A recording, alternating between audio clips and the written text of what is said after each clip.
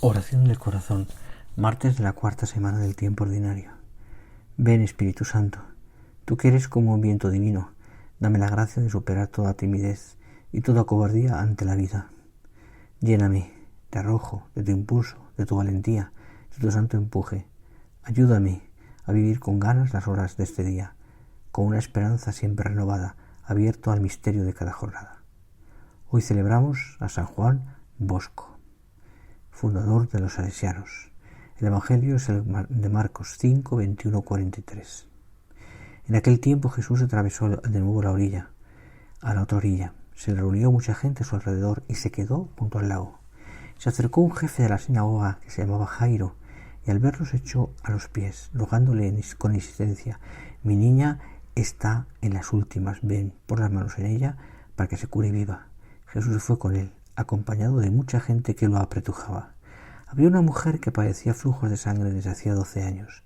Muchos médicos le habían sometido a toda clase de tratamientos y se había gastado en eso toda su fortuna, pero en vez de mejorar se había puesto peor. Oyó hablar de Jesús y acercándose por detrás entre la gente le tocó el manto, pensando que con solo tocar el vestido curaría. Inmediatamente se secó la fuente de sus hemorragias y notó que su cuerpo estaba curado. Jesús, notando que había salido fuerza de él, se volvió enseguida en medio de la gente, preguntando: ¿quién me ha tocado el manto? Los discípulos le contestaron: ¿ves cómo te apertuja la gente y preguntas quién me ha tocado? Él seguía mirando alrededor para ver quién había sido. La mujer se acercó asustada y temblorosa. Al comprender lo que había pasado, se le echó a los pies y lo confesó todo. Y él le dijo: hija, tu fe te ha curado, vete en paz y con salud. Todavía estaba hablando cuando llegaron de casa del jefe de la sinagoga para decirle: tu hija se ha muerto. ¿Para qué molestar más al maestro? Jesús alcanzó a oír lo que hablaban y le dijo al jefe de la sinagoga: no temas, basta que tengas fe. No permitió que le acompañara a nadie más que Pedro, Santiago y Juan, el hermano de Santiago. Llegaron a la casa del jefe de la sinagoga y encontró el alboroto de los que lloraban y se lamentaban a gritos. Entró y les dijo: qué estrépito y qué lloros son estos. La niña no está muerta, está dormida. Y se reían de él. Pero él los echó fuera a todos, y con el padre y la madre de la niña y su acompañante se entró donde estaba la niña, la cogió de la mano y le dijo: Talita cumi, que significa contigo hablo niña, levántate. La niña se puso en pie inmediatamente y se echó a andar. Tenía 12 años y se quedaron viendo visiones. Les insistió en que nadie se enterase y les dijo que dieran de comer a la niña. Jesús se inclina ante el sufrimiento humano y cura el cuerpo y el espíritu. Jesús vino a sanar los corazones del hombre, a dar la salvación y pide fe en él. En el primer episodio, ante la noticia de que la hija de Jairo había muerto, Jesús le dice al jefe de la sinagoga: no temas, basta que tengas fe. Lo lleva con él hasta donde estaba la niña y exclama: contigo hablo niña, levántate. Y ella se levanta y se puso a caminar. San Jerónimo comenta estas palabras, subrayando el poder salvífico de Jesús: niña, levántate por mí, no por medio tuyo, sino por mi gracia. Por tanto, levántate por mí. El hecho de haber sido curada no depende de tus virtudes. Leemos el arameo Talita cumi, retenido en la versión de San Marcos del Evangelio. Las palabras con las que curó a la hija de Jairo: niña, a ti te lo digo, levántate. El evangelista presumiblemente mantuvo estas palabras para mostrarnos que Dios hizo uso de palabras humanas en un dialecto local para obrar el milagro. Las palabras ordinarias se convierten en un instrumento divino, producen frutos, efectos sobrenaturales y milagrosos. También nuestras palabras y acciones pueden parecer ordinarias, incluso comunes, pero si las unimos a Dios, también serán canales de su gracia, y Él también sacará de ellos resultados extraordinarios y obrará milagros. Como en el caso de la mujer con la hemorragia, todo depende de nuestra fe. ¿Tenemos fe? Recuerdo que un santo, antes de su conversión, estaba buscando la fe. No la encontraba por ningún lado. Le pidió a un perito, a un doctor en teología, a varios cardenales, pero no lograba encontrarla. Un día, pasando por una iglesia, se le ocurrió entrar para ver cómo era. Entró justo en el momento de la homilía, mientras el sacerdote que celebraba estaba diciendo: Dios mío. Esta expresión cambió toda su vida. Vio que la fe no es algo que un doctor en teología pueda dar, sino un don de Dios. La fe con la que el Señor espera que actuemos no consiste, por tanto, en la seguridad de nuestras cualidades que se multiplicarán. Consiste más bien en poner nuestros 5 panes y 2 peces al servicio de Dios, en actuar como si esos panes fueran suficientes, incluso si mientras lo hacemos seguimos sintiendo palmariamente nuestra limitación. La vida de fe no se demuestra en los sentimientos, sino en las obras, también cuando los sentimientos parecen contradecir esas certezas fundamentales en las que se apoya todo nuestro actuar.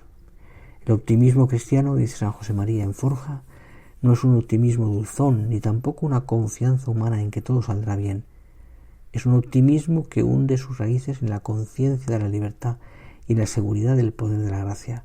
Un optimismo que lleva a exigirnos a nosotros mismos, a esforzarnos por corresponder en cada instante a las llamadas de Dios. La fe del cristiano no es la ingenuidad de quien no se hace cargo de las dificultades y confía, por eso, en que todo saldrá bien. Al contrario, la fe genera un optimismo que hunde sus raíces en la conciencia de la libertad, es decir, que se sostiene y se alimenta de la conciencia de que las cosas pueden ir mal y de hecho a veces van mal, porque la libertad humana, la nuestra y la de los demás, no siempre buscará lo que Dios quiera. Es, por eso, un optimismo que lleva a esforzarnos por corresponder en cada instante a las llamadas de Dios, aun sabiendo que ni siquiera así tendremos certeza de que todo será favorable. Hemos de ejercitar la fe que Dios nos concede todo lo necesario para ir adelante en nuestro camino de santidad, en nuestra lucha por la santidad. Es necesario tener presente que Dios es Señor de la historia y de los tiempos, también de la historia personal de cada uno y de los tiempos de nuestra santificación. Hemos de corresponder a su gracia con generosidad, sin la mentalidad de quien quiere alcanzar todo enseguida. Eso sería la lógica inmadura de los niños que no cuentan con el esfuerzo y se rebelan si no obtienen inmediatamente lo que desean. No olvidemos que si la fe envuelve en cierta oscuridad, esto se debe a la debilidad de nuestra mente para captar todo lo divino. Aún en esa oscuridad, la fe es sobre todo luz. Sobre la fe que obra informada por la caridad es capaz de hacernos vencer en la lucha por extender el reino de Dios. Esta es la victoria que vence al mundo, nuestra fe. Ante ella caen los obstáculos más formidables que podemos encontrar en el camino, porque nuestro Dios no pierde batallas. Él es mi luz y mi salvación, a quien temeré. La fe nos hace unirnos a Cristo Redentor y a su potestad sobre todas las criaturas, nos recuerda San Pablo.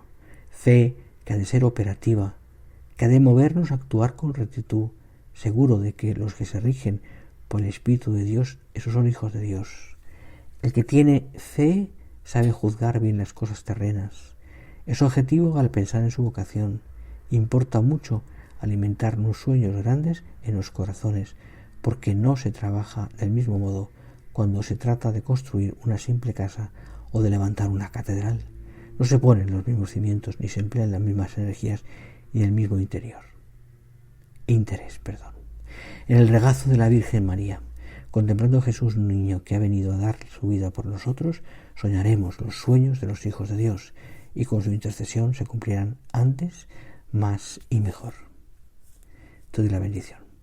Que la bondad y la misericordia de Dios Padre te llenen el corazón. Que la mirada de amor de Dios Hijo penetre en tu alma y te purifique de cualquier inquietud y falta que te puedan separar de Dios. Que el amor de Dios Espíritu Santo te conceda la paz que necesitas. Que la ternura de María, Madre de Dios y Madre nuestra, te acaricie y proteja, y que la fortaleza y sencillez de San José, nuestro Padre y Señor, te conduzcan al cielo, y la bendición de Dios, Padre, Hijo y Espíritu Santo, descienda sobre ti y te acompañe siempre.